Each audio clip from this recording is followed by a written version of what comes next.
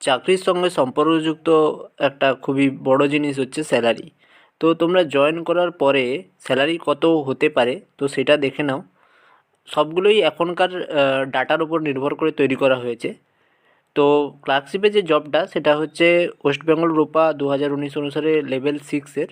তো 22,700 থেকে 58,500 টাকা পর্যন্ত সেলগুলো আছে।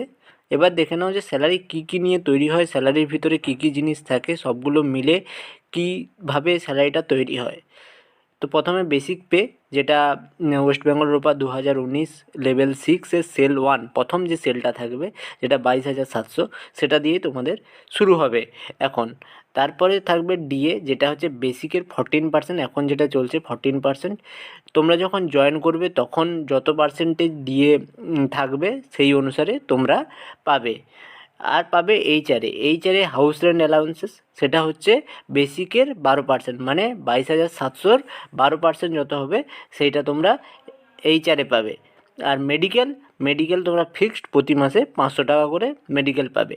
এবার কি কি ডিডাকশান হয় দেখে নাও। ডিডাকশান মানে কি কি স্যালারির থেকে বাদ যাবে পি ট্যাক্স বা প্রফেশনাল ট্যাক্স, যেটা ওয়েস্ট বেঙ্গলের 4টা স্ল্যাব আছে, যেমন 200, 150, 130 আর 110। 200টা হচ্ছে স্যালারি 40,000-এর উপর হলে 200, 25,000 থেকে 40,000-এর ভিতরে হলে 150, এবং 15,000 থেকে 25,000-এর ভিতরে হলে 130, এবং 10,000 থেকে 15,000-এর ভিতরে হলে 110।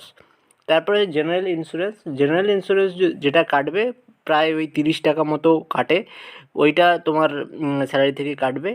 আর জিপিএফ 1 বছর, প্রথম 1 বছর কাটবে না, তারপর থেকে বেসিকের 6% হারে জিপিএফটা তোমার জমা হবে।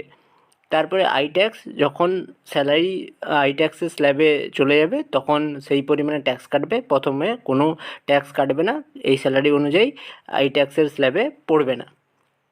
তারপরে দেখে নাও মোট জেনারেল বিষয়টা, যেটা কি হলো, স্যালারি ইন হ্যান্ড হতে গেলে কী কী বিষয় মাথায় রাখতে হয়। বেসিক, ডিএ, এইচআরএ আর হচ্ছে মেডিকেল, এগুলো যোগ হয়, আর বিয়োগ হচ্ছে তাহলে পি ট্যাক্স, জিআইএস, জিপিএফ আর হচ্ছে আই ট্যাক্স। তাহলে এবার দেখে নাও যে কত তোমরা হাতে পাবে। গ্রস মানে টোটাল সব মিলিয়ে যেটা হচ্ছে সেটাই দেখো। বেসিক পে 22,700 সেল 1-এ যেটা ছিল। ডিএ 14%, 22,700-র 14% 3,178। এইচআরএ হাউস রেন্ট, যেটা বেসিকের 22,700-র 12% 2,724, এবং মেডিকেল 500 টাকা ফিক্সড প্রতি মাসে।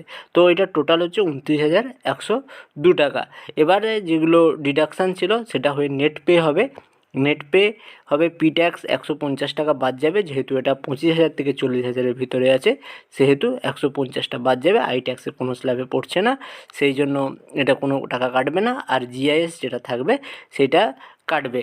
তো এইরকম 28,900 প্রায় তোমরা হাতে পাবে এখন যদি তোমরা জয়েন করো। কিন্তু পরবর্তীকালে যখন 1 বছরের মধ্যে তোমরা যদি জয়েন করো, এর থেকে আরেকটু ডিএ যখন বাড়বে তখন এর থেকে একটু বেশি পাবে, এবং পরে যখন ইনক্রিমেন্ট তোমাদের বাড়তে থাকবে তো স্যালারিও সেইভাবে বাড়তে থাকবে। তো এইটাই ছিল। তোমরা ভালো করে পড়াশোনা করো, তোমরাও সিলেক্ট হবে, তোমরাও এরকম স্যালারি পাবে। আর কোনো প্রশ্ন থাকলে অবশ্যই কমেন্ট বক্সে জানাবে, আর ভালো লাগলে অবশ্যই সাবস্ক্রাইব করবে। ধন্যবাদ।